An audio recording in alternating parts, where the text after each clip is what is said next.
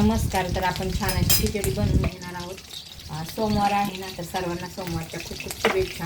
आणि आता जो पुढचा सोमवार येणार आहे तो श्रावण महिन्यातला पहिला सोमवार असणार आहे. आणि आता हा या महिन्यातला शेवटचा सोमवार. मी थोडासा बटाटा सुद्धा ह्याच्यामध्ये फ्राय करून घेणार आहे. मग शेंगदाण्याचा कूट आणि खिचडी आपली भिजवलेली टाकणार आहे. सकाळी मी साबुदाणा हा भिजाय घातला तर छान असा भिजलेला आहे. आणि याच्यामध्ये शेंगदाण्याचा कूट टाकतात. पाहू शकता मस्त असा आता कूट थोडा मी शेंगदाणे लाल भाजत असते, जेणेकरून अशी पांढरट खिचडी न दिसता आणि अशी चव पण छान लागते. आता सर्व खिचडी आपण टाकून घेणार आहोत.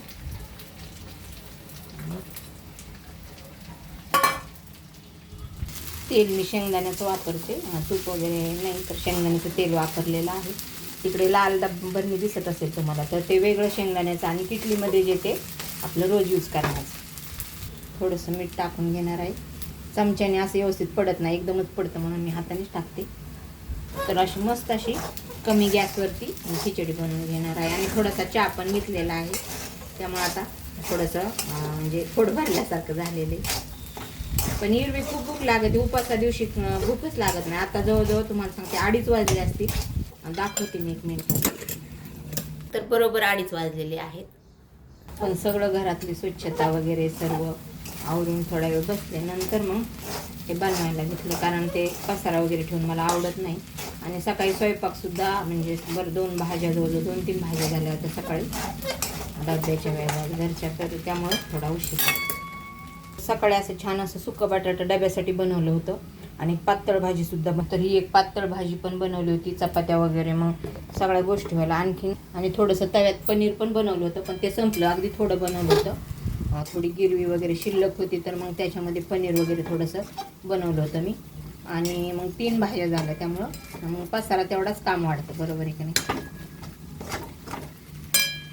बाहेरचा व्ह्यू पण दाखवते. एकदम असं सुक्कं वातावरण आहे, पाऊस बिलकुल सुद्धा नाही, असं फ्रेश वाटत आहे. पण यावर्षी एवढा पुण्यामध्ये आणखीन तर आमच्या साईडला तर नाही आणखीन पाऊस पडला, कारण पाऊस सगळ्यांनाच गरजेचा आहे. शेतकऱ्याला सगळ्यांना पाण्याशिवाय कोणाचंच काही चालणार नाही.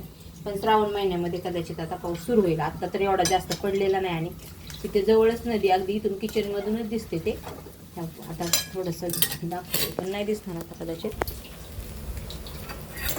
गाई असेल तिथं, छोटे गोठा एक गाई आहे आणि ते खाली आहे, पण ते दिसणारच नाही. ते आता झाडं आहेत ना, आणि थोडंच पाणी. पण ज्यावेळेस खूप पाऊस येतो ना, खूप पाणी पार वरती येतं ते असं. बटाटा खूप आवडतं. याचे पराठे पण आपण बनवू शकतो जर बटाटा नाही संपला तर. मी संध्याकाळी पराठेच बनवणार याचे. तर मस्त अशी आता आपली खिचडी झालेली आहे छान. आता थोडीशी वाफण्यासाठी मी झाकून ठेवणार आहे. आणि इथं खूप जवळच अगदी छान असं मोठं खूप मोठं शंकराचं मंदिर आहे.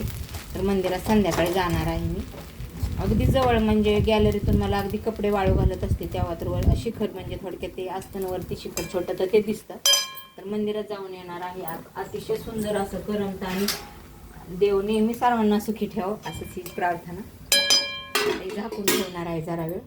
आता थोडीशी देवाला ठेवते प्रसाद म्हणते, म्हणजे नैवेद्य म्हणू शकता. तर ही छोटं माझ्याकडे आहे, तर ह्याच्यामध्ये ठेवते.